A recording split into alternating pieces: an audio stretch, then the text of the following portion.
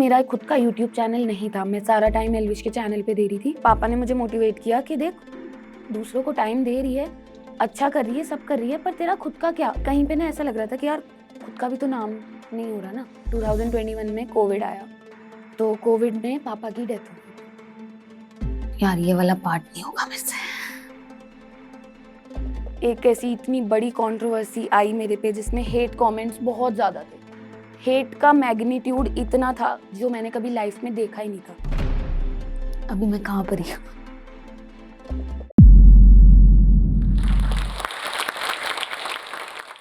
Hello guys, welcome back to Josh Talks channel. This is Kirti Mehra and you are watching obviously Kirti Mehra with another video. So आपने मुझे YouTube पे act करते हुए, vlog बनाते हुए या फिर रिसेंटली कंट्रोवर्सीज में काफ़ी देखा होगा।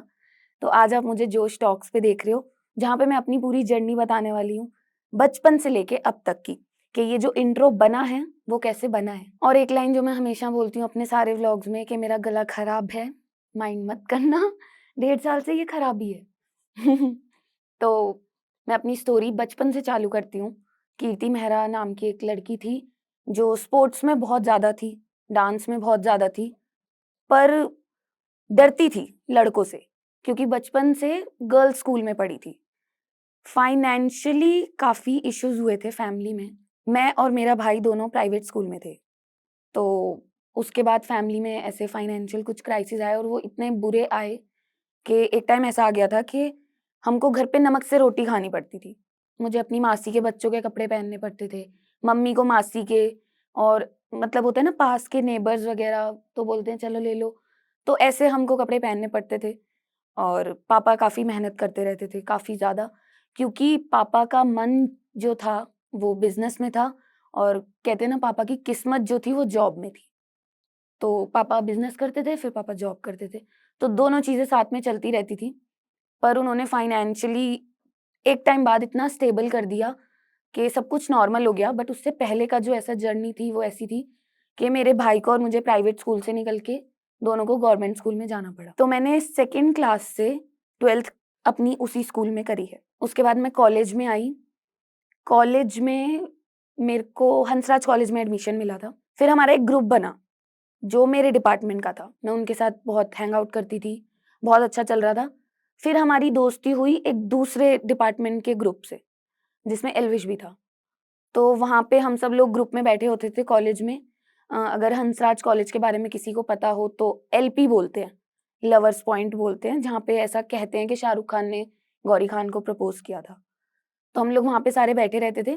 तो वहाँ पे वीडियोस चल रही थी ऐसे, आशीष चंचलानी की, हर्ष बेनीवाल की, और हम लोग ना देख रहे हैं, हम सोच रहे हैं कि यार ये हम भी तो कर सकते हैं, इतना तो कुछ खास नहीं है कि हमारे से होगा ही नहीं। तो हमने सोचा कि बनाते हैं।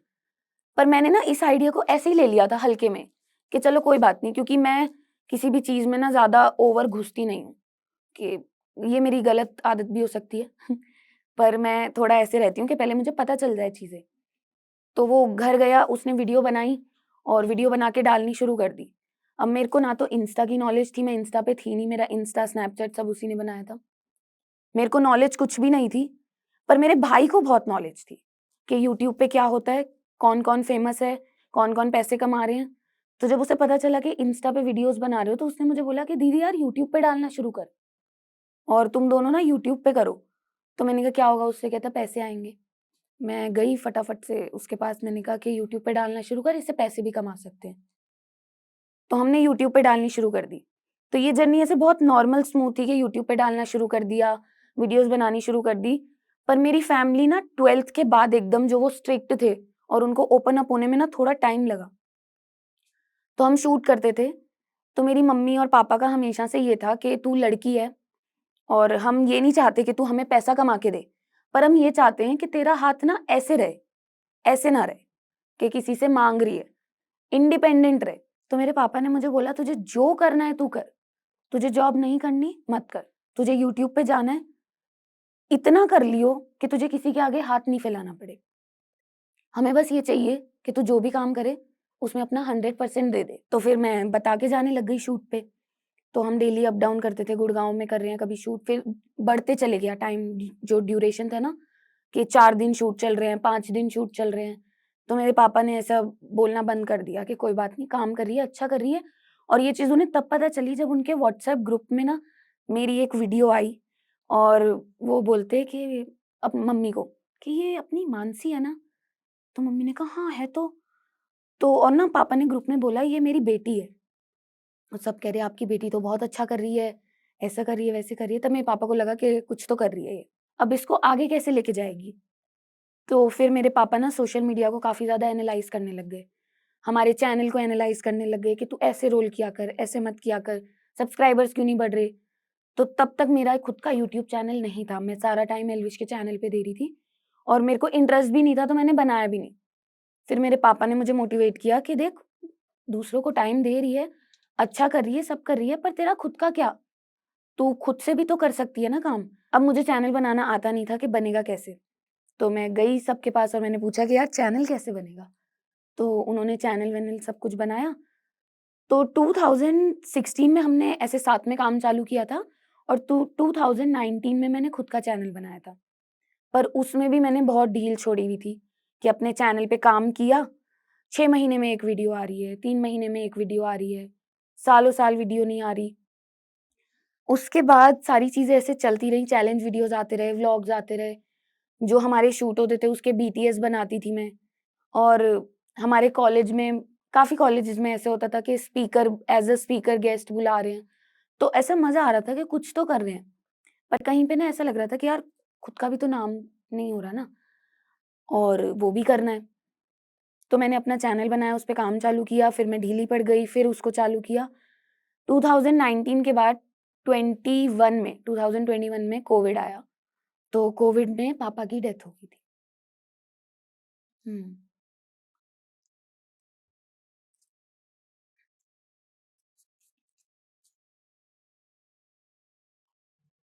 हुँ।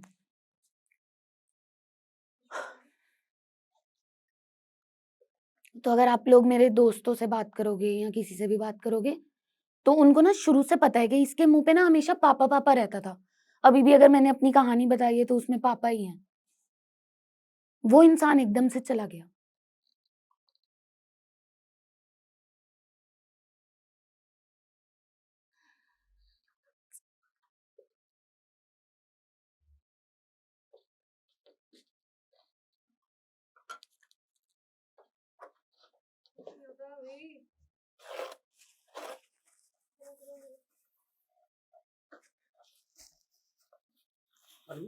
उहुँ।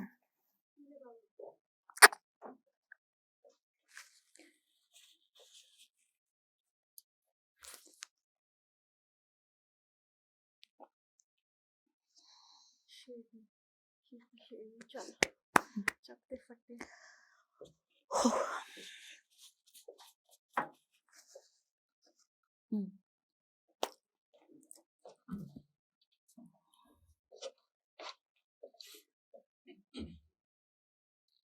यार ये वाला पार्ट नहीं होगा मेरे से।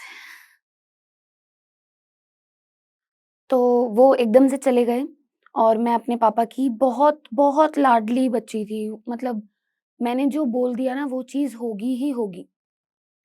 और ऐसा नहीं है कि फाइनेंशियल इश्यूज़ थे उसकी वज़ह से उन्होंने मेरे को प्यार कम दिया हो या कोई चीज़ें छोड़ दी हों, सब कुछ बहुत किया था और मुझे प्यार भी बहुत था। अगर कोई भी चीज़ करनी हो ना तो मैं बोलती थी रुको मैं अपने पापा को बोल के आती हूँ, वो करवा देंगे। तो 2021 मई में पापा की डेथ हो गई थी कोविड की वज़ह से सेकंड वेव में। तो उसके बाद मेरे को ऐसा हो गया था कि मैं काम नहीं कर पाऊँगी। मेरे को चैनल छोड़ना पड़ेगा या मैं अब कैसे सँभालूँगी? मेरे को नहीं करना है। व्लॉगिंग में क्या होता है अगर आप खुद ही खुश नहीं हो, तो आप कैमरा उठा के दूसरों को कैसे खुशी दिखा सकते हो? फेक लगता है वो चीज़। तो ऐसा था कि सबको खुश भी दिखाना है और सब कुछ करना है और उस टाइम पे मेरे पास एक ब्रांड डील थी, जो जिसकी पेमेंट मेरे पास आ चुकी थी और मुझे वो कंप्लीट करनी थी वीडियो। तो 1 महीने का मैंने गैप लिया पर फिर उन ब्रांड ने ऑब्वियसली थोड़ा एडजस्ट कर लिया पर उनकी पेमेंट है वो भी कितना रुकेंगे? तो उन्होंने मुझे बोला कि यार आप वीडियो दे दो। अब मेरे साथ प्लस पॉइंट ये था कि मैंने एक वीडियो का बीटीएस रिकॉर्ड करके ऑलरेडी रखा हुआ था। आई थिंक शायद ट्यूशन टीचर की बेटी से प्यार से पार्ट 3 कुछ था। तो मैंने वो वीडियो डाला बीटीएस और उसमें ब्रांड इंटीग्रेशन ऐड किया और वो वीडियो लाइव कर दिया। लाइव करने से पहले मेरे दिमाग में था यार मैं कैसे करूँगी? मैं नहीं कर पाऊँगी। तो मैं फ़ोन करके बोल रही थी एल्विश को कि यार मेरे से नहीं होगा वीडियो, मतलब मेरे को नहीं करना। फिर मेरे दिमाग में एकदम से आया कि यार पापा को तो यही चाहिए था ना। जब मैं इस लाइन में आ गई थी, स्टार्टिंग में उनको नहीं समझ आ रही थी, बट जब उन्हें समझ आई, तो उन्होंने बोला था कि तेरे गाने कब आएँगे? तू टीवी पे कब दिखेगी? तेरी वीडियो क्यों नहीं आ रही? तेरे सब्सक्राइबर्स क्यों नहीं बढ़ रहे? यहाँ पे ऐसा कर ले, यहाँ पे ऐसा कर ले।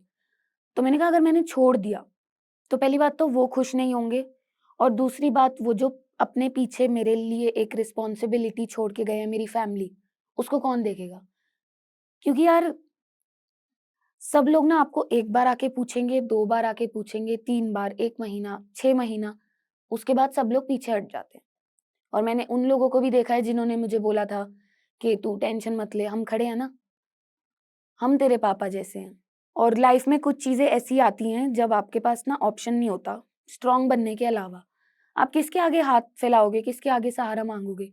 आपकी फैमिली ही आपके पास रह जाती है। पर एक टाइम ऐसा आया कि मैंने 21 के बाद जॉब जॉइन कर ली। मतलब एक कंपनी मैंने जॉइन करी जहाँ पे मैं as a YouTube community manager हूँ, और वो जॉब इसलिए नहीं करी थी कि कुछ मैं फाइनेंशियली अपने घरवालों को सँभाल नहीं पा रही थी, या फिर मेरे को स्विच करना था या कुछ ऐसा अलग-सा करना था।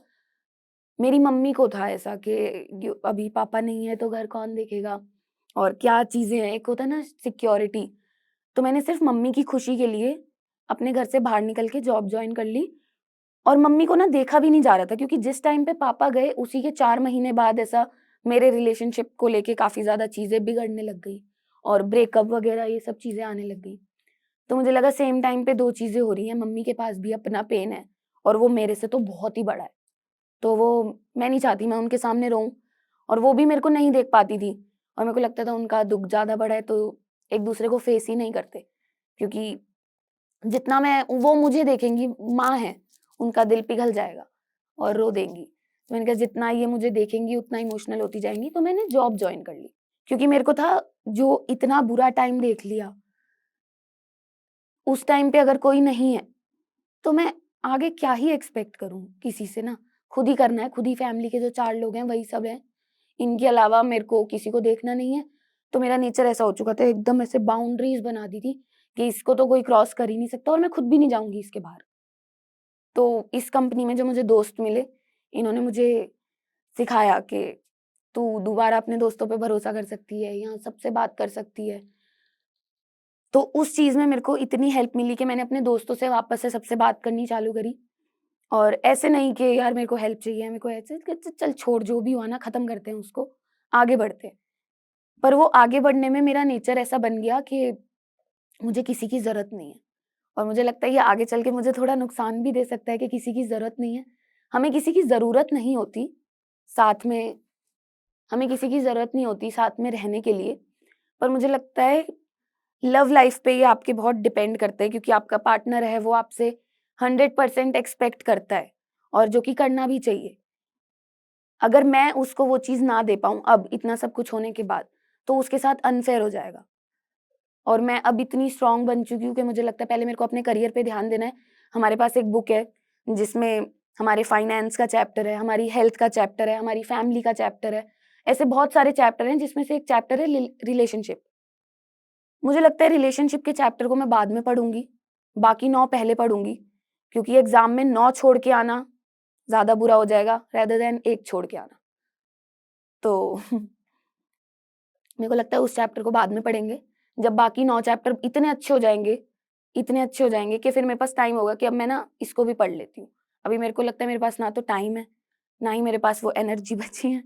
कुछ लड़कियाँ मैंने ऐसी भी देखी हैं जो रिलेशनशिप में बहुत ज़्यादा इन्वॉल्व हो जाती हैं कि खुद पे ध्यान देना भूल जाती हैं। मैं खुद भी ऐसी थी। मैंने काफ़ी सारी चीज़ें ऐसे छोड़ी हैं, काफ़ी सारी चीज़ों पे ध्यान नहीं दिया। पर जब वो चीज़ हो गई ना, बिना किसी ग्रजेस के, बिना किसी उसके, साइड हो जाओ और खुद पे ध्यान देना चालू करो। फीलिंग्स बहुत मैटर करती हैं, अगर आप में फीलिंग्स नहीं है तो फिर तो आप पत्थर हो ना। इंसान हो तो फीलिंग्स होंगी, पर सब चीज़ों को ना बैलेंस करना आना चाहिए। आपको पता होना चाहिए कि अगर मैं यहाँ पे ओवर केयर कर रही हूँ, तो उसका भी फ़ायदा नहीं है, और अगर कम केयर कर रही हूँ तो उसका भी फ़ायदा नहीं है। एक बैलेंस होता है फीलिंग्स में, करियर में, सब चीज़ों में। लड़कियाँ ना करियर को बहुत नीचे दबा देती हैं। फीलिंग्स के मामले में ऑब्वियसली लड़कियों को कोई बीट नहीं कर सकता है। वो यहाँ रहती हैं उनकी फीलिंग्स। पर करियर को जो लड़कियाँ नीचे दबा देती है ना, मैं उनको बोलूँगी कि करियर तुम्हें बहुत आगे लेके जाएगा। आगे चल के कुछ भी ऐसे मिसहैपनिंग होती है, मैं ये नहीं बोलूँगी सबके साथ हो, पर अगर कोई भी मिसहैपनिंग होती है, कोई भी मिसहैपनिंग होती है मायके की तरफ से या फिर ससुराल की तरफ से, तो वहाँ पे ना लड़की कन्फ्यूज़ हो जाती है, यार मेरा घर कौन-सा है? मैं कहाँ जाऊँ? तो आप इतने इंडिपेंडेंट हो जाओ कि आपके पास ना खुद का भी कुछ हो, कि अगर मेरा कोई नहीं है ना, मैं खुद के लिए हूँ। मेरे पास खुद का इतना कुछ है कि मैं अकेले खुद सँभाल लूँगी सब कुछ। अगर किसी के पीछे ऐसे डिपेंडेंट रहोगे ना, खुद को भी खो दोगे और जो बाकी सारे 9 चैप्टर्स हैं, उनको भी खो दोगे। तो मैंने यूट्यूब पे रेगुलर हुई, मैंने स्नैपचैट पे रेगुलर अपने आप को किया, इंस्टा पे किया, फेसबुक पे किया, सारे जितने भी प्लेटफ़ॉर्म्स थे उन पे मैंने वीडियोज़ बनानी चालू करी, वापस से ऐसे पेस पकड़ा और वो ग्रो भी हुआ। मैंने जब 1.5 साल के लिए अपना यूट्यूब चैनल और कंसिस्टेंसी छोड़ दी थी, तो उस पे शायद 2,03,000 कुछ सब्सक्राइबर्स थे और जब मनीष की शादी के बाद मैं कंसिस्टेंट हुई, तो उस 4-5 महीने के गैप में मेरे 4 लाख सब्सक्राइबर्स हो चुके थे और अभी 6 लाख होने वाले हैं। इंस्टा पे मेरे फॉलोअर्स धीरे-धीरे बढ़ रहे थे, बट एक एकदम से बूम मिला, जो मुझे लगता है कि हर किसी को मिला। उससे मेरे सब्सक्राइबर्स बढ़ गए, फॉलोअर्स बढ़ गए और स्नैपचैट पे मैं एक्टिव हुई 1.5 महीने से, तो स्नैपचैट पे मेरे 2 लाख सब्सक्राइबर्स हो गए। जब मैं ये सब यूट्यूब, इंस्टा ये सब चीज़ें कर रही थी, उसी के बीच में एक ऐसी इतनी बड़ी कंट्रोवर्सी आई मेरे पे जिसमें हेट कमेंट्स बहुत ज़्यादा थे। हेट का मैग्नीट्यूड इतना था जो मैंने कभी लाइफ में देखा ही नहीं था। क्योंकि आज तक मैं जितने भी लोगों से मिलती थी, मैं हमेशा ही बोलती थी कि यार मेरे पास तो हेट कमेंट्स आते ही नहीं है। मेरे को तो कोई कुछ ऐसा बोलता ही नहीं है, हमेशा अच्छा ही बोलते हैं, जो कि सच भी है, कभी किसी ने बुरा नहीं बोला। तो मेरे को लगा यार इसका कोई सॉल्यूशन नहीं है, मैं बैठ के देख नहीं सकती और सबको मैं रिप्लाई नहीं कर सकती, सबको मैं ब्लॉक नहीं कर सकती। क्योंकि मैंने एक बार ब्लॉक करने का ट्राई किया था सारे कमेंट्स, तो इंस्टाग्राम ने मुझे 2 बार बोल दिया था कि बस करो और आप नहीं कर सकते। मैंने कहा यार इसको इतना तो पता होना चाहिए कितने गलत कमेंट आ रहे हैं, तो क्यों रोक रहे हो मुझे? तो मैंने कहा इसका कुछ सॉल्यूशन नहीं है, कमेंट्स के ना नोटिफ़िकेशन ऑफ कर देती हूँ। कमेंट डिलीट भी नहीं करती, ब्लॉक भी नहीं करूँगी किसी को। ऐसा कोई यूट्यूबर मैंने नहीं देखा अपने आस-पास जिसने इंस्टा के नोटिफ़िकेशन ऑन करे हुए हैं, स्नैपचैट के करे हुए हैं, व्हाट्सएप के करे हुए हैं, सबके करे हुए थे मैंने।